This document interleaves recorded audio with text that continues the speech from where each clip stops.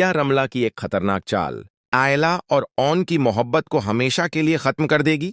क्या गुस्से में लिया गया ऑन का फैसला उसकी जिंदगी की सबसे बड़ी गलती साबित होगा? और क्या बीजान की एक दहाड़ पूरे खानदान का सच सबके सामने ले आएगी? आज की कहानी में होने वाला है ऐसा धमाका जिसे देखकर हर कोई हैरान रह जाएगा। हुआ कुछ यूं था कि रमला की चली हुई चाल बज़ाहिर कामयाब होती नजर आ रही थी। उसकी साजिश की वजह से आयला और ऑन के बीच गलतफहमियां इतनी बढ़ गईं कि ऑन गुस्से में अपना आपा खो बैठा और आयला को घर से बाहर निकाल दिया। बेगुनाह आयला दरबदर की ठोकरें खाने पर मजबूर हो गईं। जैसे ही रमला को यह खबर मिली कि आयला घर से निकाली जा चुकी है, उसकी खुशी का ठिकाना नहीं रहा। वह नाचती हुई एहतशाम के पास पहुंची और फख्र से बोली, देखा शामी, मेरी चाल कामयाब हो गई। ऑन ने आयला को घर से निकाल दिया है। अब ऑन अकेला है और बहुत जल्द सिर्फ मेरा होगा। रमला और शामी अपनी जीत का जश्न मना रहे थे, लेकिन उन्हें अंदाजा भी नहीं था कि बीजान की नजरों से कुछ भी छुपा नहीं है।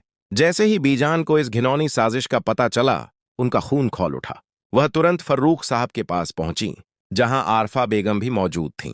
बीजान ने गुस्से में कहा, फर्रुख, अपनी बहू रमला को समझा लो। वह ऑन और आयला के बीच नफरत फैलाने पर उतर आई है। मुझे उम्मीद नहीं थी कि तुम लोग एक हंसते बसते घर को उजाड़ने की साजिश करोगे। अगर आप मेरे चैनल पर नए हैं तो वीडियो को लाइक करें और चैनल को सब्सक्राइब करना बिल्कुल मत भूलिए। बीजान की बातें सुनकर भी आरफा बेगम ने हमेशा की तरह आयला को ही बुरा भला कहना शुरू कर दिया। लेकिन तभी रमला का जुनून फूट पड़ा। उसने सबके सामने ऊंची आवाज में कहा, बस कर दीजिए बीजान, मैं एहतशाम के साथ रुखसती नहीं करूंगी।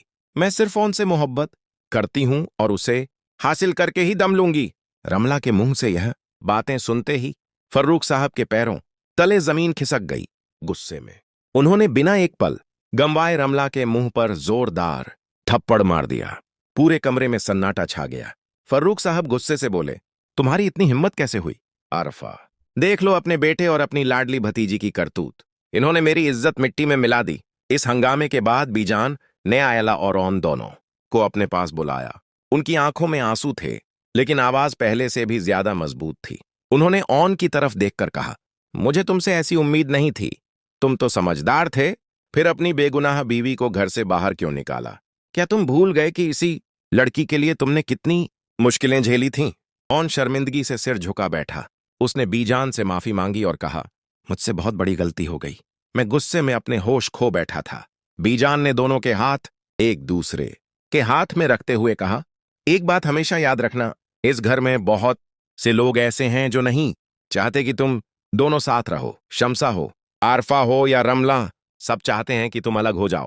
अगर तुमने खुद एक दूसरे पर भरोसा नहीं किया तो इनकी साजिशें हर बार कामयाब होंगी।